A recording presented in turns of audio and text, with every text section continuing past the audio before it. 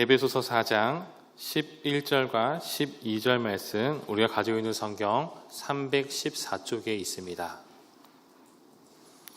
우리 한 목소리로 두 절 말씀을 같이 읽도록 하겠습니다. 시작.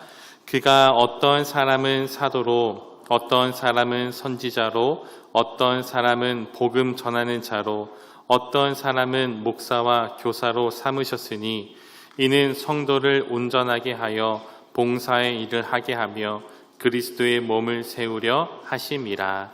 아멘. 이 시간 담임 목사님 나오셔서 봉헌 기도 및 또 말씀 전해주시겠습니다.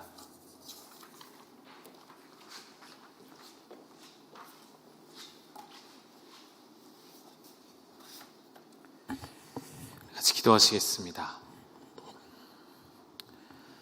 참 좋으신 우리 아버지 하나님, 하나님 우리를 향하신 놀라운 그 사랑하심과 우리를 향하신 그 완전하신 그리고 선하신 그 계획을 인하여 이 시간 하나님 앞에 하나님의 모든 것을 우리에게 허락하여 주신 그 은혜를 인하여 감사와 영광 올려드립니다. 이 예배 가운데 임재하시고 이 예배 가운데 주인 되시고 우리의 예배가 오직 하나님만을 향한 예배 되어질 수 있도록 우리의 마음을 이끌어 주시옵소서. 하나님 앞에 이 오예배 시간에도 이 예배 시간을 지키며 하나님 앞에 앉기를 원하며 하나님 앞에 내 영혼이 서기를 원하며 이 시간도 구별하여 거룩한 예물을 올려드리오니 이 예물을 받으시고 흠양하시고 이 예물이 쓰이는 곳에 하나님의 놀라운 생명이 일어나고 하나님의 놀라운 기쁨의 열매들이 맺히는 귀한 예물로 쓰임받게 하여 주시옵소서. 드리는 손길 부족함이 없도록 오늘도 하늘문을 여시사 채우시며 먹이시며 입히시는 하나님의 전능하신 손길을 경험케 하여 주시옵소서. 이 오후 시간 오늘 진행되어지는 모든 시간들 그리고 하나님 앞에 드려지는 이 거룩한 예배 가운데 하나님께서 홀로 영광 받아 주시기를 간절히 소망하오며 살아계신 예수님의 이름으로 기도 올리옵나이다. 아멘.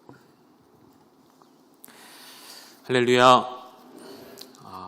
오후 예배 시간에 이렇게 많은 인원이 나와 앉아 계신 것이 얼마만인지 모르겠습니다. 여러분도 오후 예배가 낯설지 않으신가요? 제가 굉장히 지금 낯설거든요. 오전 예배 드리는 것 같은 그런 마음으로 또 오늘 서게 되네요. 감사하고요. 오늘 예배 마친 직후에는 또 공동의회가 있습니다. 또 자리를 지켜주시고 이 공동의회가 올해 참 은혜로운 공동의회가 될 거예요. 작년 한 해 하나님께서 우리 가운데 행하신 일들을 결산하고 돌아보고 또 올 한 해 하나님께서 우리에게 허락하신 예산들을 결정하는 그 일에 여러분 함께 동참해 주시기를 부탁드리겠습니다.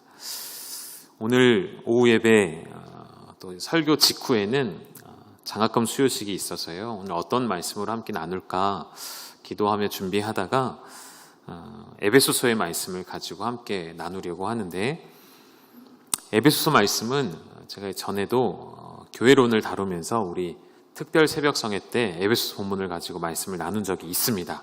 기억나시죠? 깜짝 놀랐으면 제가 대답 안 하실 줄 알았거든요. 이제는 제 머리 위에 계셔서 일부러 막 대답을 하시는군요. 감사합니다. 진짜 기억해 주셔서 감사하고 우리가 교회를 어떻게 세워나가야 하는지, 주님이 교회에 주신 사명이 무엇인지, 교회가 어떻게 세워지는지 에베소서 말씀을 통해 꽤 시간이 지났죠. 그런 말씀들을 나누었었습니다. 에베소서 2장부터 쭉 나오는 말씀들을 보면 반복되는 단어가 하나가 있어요. 하나라는 단어입니다. 하나 되게 하시는 것, 교회가 하나 되는 것, 특별히 유대인과 이방인의 그 서로 범접할 수 없는 그 높은 장벽이 무엇으로 하나 될까요? 오직 십자가로 말미암아 화목하게 하시는, 하나 되게 하시는 그 말씀들이 쭉 나오죠. 그래서 오늘 우리가 읽었던 본문 4장까지 또 연결이 되면서 4장에서도 성경은 하나 되게 하시는 것을 이야기합니다. 무엇으로요? 성령으로 하나 되게 하시는 것.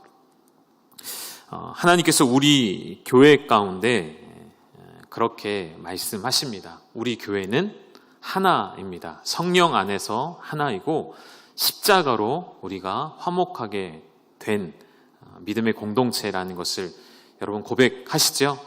믿으시죠? 이 자리에 앉아 계신 저와 여러분은 우리 모든 공동체가 주님 안에서 하나로 만들어주신, 하나로 세워주신 믿음의 귀한 공동체, 우리 열방교회라는 것이죠. 오늘 본문으로 좀 오게 되면서 4장에서 우리가 교회를 생각할 때 하나됨을 강조하다 보니 전체 틀이 정해지고 전체 교회 방향이 이렇게 정해지면 다른 방향으로 나가면 안 된다는 것, 내가 튀면 안 된다는 것, 내가 반대하면 안 된다는 그런 오해들이 교회 안에도 있는 것 같아요. 교회는 독재가 아니기 때문에 우리 지난 금요일 날 목자 리더십 수련회 하면서 함께 또 비전을 나눈 것처럼 한 사람이 모든 것을 결정해 나가는 곳이 아닙니다. 교회는 그런 곳이 아니기 때문에 우리가 오해하지 않았으면 좋겠어요. 내 주장을 펼치면 안 되는구나. 그런 곳이 교회가 아니에요. 개인의 존재는 없는 곳이구나. 그런 곳이 아니라는 것이죠. 하나님께서는 교회의 하나됨을 이야기하셨지만 교회가 분열되고 흩어지는 것이 아니라 성령 안에서 하나 되고 성숙한 하나의 공동체를 이루도록 하신 것이지 개인을 무시하시는 것이 아니죠. 교회 안에 각 개인을 하나님은 면밀히 보시고 또 그 각 개인에게 주시는 은사와 달란트가 있죠. 그래서 에베소서 4장 6절 7절의 말씀을 보면 화면에 한번 띄워주시겠습니까? 우리 같이 읽도록 하겠습니다. 시작. 하나님도 한 분이시니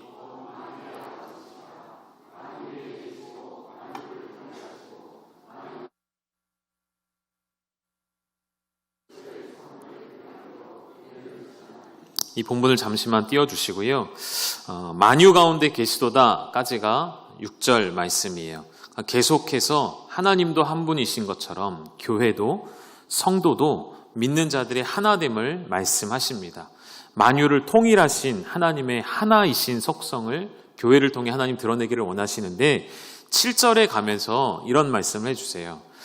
교회는 하나이지만 하나님께서 주목하고자 하시는 것은 우리 각 사람에게 그리스도의 선물의 분량을 따라 주신 은혜. 이것을 하나님은 우리 안에서 끄집어내기를 원하신다는 것이죠. 우리 개역 개정에는 명확하게 드러나지 않았는데요. 원문, 우리 성경의 원문을 보거나 이제 원문에 좀 더 가깝게 번역이 된 새번역 버전을 보면요. 6절과 7절 사이에 한 단어가 들어갑니다. 이 단어가 빠져 있어요. 그래서 이 단어를 넣어서 다시 읽어보면 조금 더 우리에게 의미가 더 잘 와닿으실 것 같아요. 우리 한 번만 더 읽어보실까요? 함께 읽겠습니다. 시작. 하나님도 한 분이십니다. 하나님은 모든 것의 아버지시요 모든 것 위에 계시고 모든 것을 통하여 계시고 모든 것 안에 계시는 분이십니다. 그러나 하나님께서는 우리 각 사람에게 그리스도께서 나누어 주시는 선물의 분량을 따라서 은혜를 주셨습니다. 여러분 어떤 문맥인지 어떤 내용인지 이해가 되시죠? 그러나라는 단어가 들어가느냐 빠지냐에 따라서 조금 우리가 이해할 수 있는 폭이 달라지는 것 같아요. 하나님께서 모든 것을 통일하셨고 모든 것 위에 계시고 모든 것을 하나 되게 하신 하나님이 그러나 우리 각자 한 사람 한 사람에게 분명히 주신 그 선물의 분량을 따라서 우리에게 은혜를 주셨다고 말씀하시는 거예요. 다시 말하면 예수 그리스도 안에 있는 성도는 교회로서 하나이면서 동시에 한 사람 한 사람의 은사와 달란트를 통해 우리 하나님은 더욱 풍성한 교회 공동체를 이루어 가신다는 것이죠. 7절에 나와 있는 이 그러나가 바로 그런 의미로 쓰여지는 거예요. 성도 한 사람 한 사람을 다르게 만드셨고 다른 사람들을 통해 각기 다양한 사람들을 통해 전체로 하나를 만들어 가시는, 그래서 하나님은 이 일을 이루시기 위해 교회 안에 각양각색의 사람들을 세우십니다. 어떤 사람들을 세우실까요? 우리 에베소 4장 11절 말씀 우리 같이 읽겠습니다. 시작. 그가 어떤 사람은 사도로, 어떤 사람은 선지자로, 어떤 사람은 복음 전하는 자로, 어떤 사람은 목사와 교사로 삼으셨으니, 사도로, 선지자로, 복음 전하는 자로, 목사와 교사로 하나님께서 교회에 가르칠 자를, 교회에 하나님의 일을 이루실 자들을, 사역자들을 세워 가시는 것이죠. 그리고 이들을 왜 세우셨을까요? 왜 이들을 일꾼으로 세우신 것일까요? 그 목적이 12절에 분명히 나오죠. 우리 12절을 함께 읽겠습니다. 시작. 이는 성도를 온전하게 하여 봉사의 일을 하게 하며 그리스도의 몸을 세우려 하심이라. 아멘. 여러분, 이 말씀이 오늘 제가 여러분께 드리고 싶은 말씀입니다. 성도를 온전하게 하여 봉사의 일을 하게 하며 그리스도의 몸을 세우려 하심이라. 하나님께서 교회 가운데에 여러 사람들을 세우셔서 하나님께서 원하시는 각기 하나님의 일들을 맡겨 놓으셨습니다. 직분에 고하가 있는 것이 아니라 평등한 입장에서 하나님께서 그 받은 은사를 따라, 하나님께 주신 은사와 그 분량을 따라서 그리스도의 몸을 세우게 하시려는 것, 이것이 하나님의 목적이라는 것이죠. 그래서 오늘 우리가 반드시 기억해야 할 것은 온전하게 하는 것이 무엇인지를, 사실은 여러분 이 성경 구절이요, 12절 말씀이 예전에 개역 한글판에서 딱 한 글자가 바뀌어서 다시 개역 개정판이 된 거예요. 여러분 개역 한글판 한번 띄워주실 수 있으십니까? 여러분 개역 한글판에서 딱 한 단어가 바뀌었어요. 화면에 표시되어 있는데 뭔지 보이십니까? 개역 개정판에는 이렇게 바뀐 것이죠. 이는 성도를 온전하게 하여로 바뀌었고요. 원래 개역 한글판에는 하며로 돼 있어요.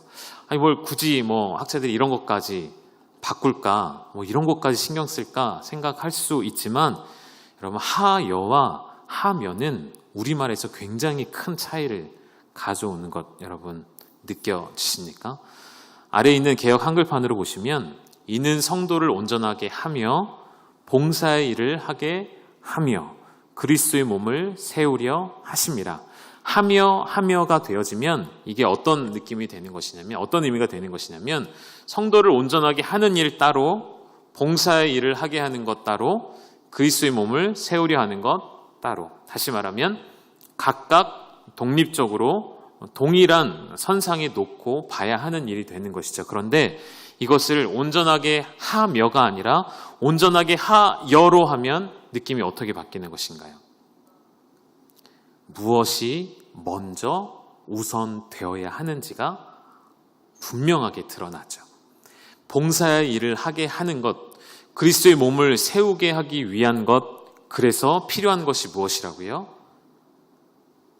성도의 온전케 되어지는 것이죠.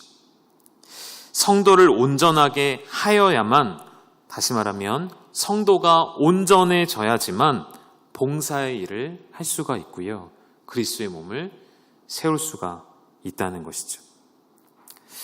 그런 생각을 좀 해보게 됩니다. 우리가 아무리 애쓰고 아무리 노력해도 왜 하나님의 몸된 교회가 든든히 서가지 못할까? 세워지지 못할까?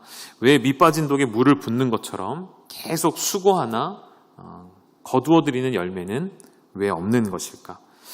우리가 다음 세대에 계속해서 투자하지만 왜 눈에 보이는 열매는 나타나지 않는가? 우리 교회 얘기를 하는 것은 아니고요. 일반적으로 왜 그러하냐는 것이죠. 앞에 선행되어야 할 성도가 온전해지는 것이 부족하기 때문인 것이죠. 온전하여지지 않은 채로 시작하기 때문입니다. 여러분, 이 온전하다라는 말을 원어를 보면 화면에 혹시 있을까요? 띄워주시면 이 원어로 온전하게라는 말은 에베소 4장 10절에 나와 있는 카타르티스모스라고 읽는데요. 이 뜻이 준비 혹은 갖추는 것 혹은 회복을 의미하는 단어가 되어집니다. 그러니까 우리가 성도가 온전하여진다는 것은 우리가 조금 더 구체적으로 이해한다면 무엇을 하기 위해 준비된 자세를 이야기하는 거예요. 오늘 우리 장학생 중에 어떤 친구들이 있냐면요. 체육 특기생들이 있습니다. 이 친구들이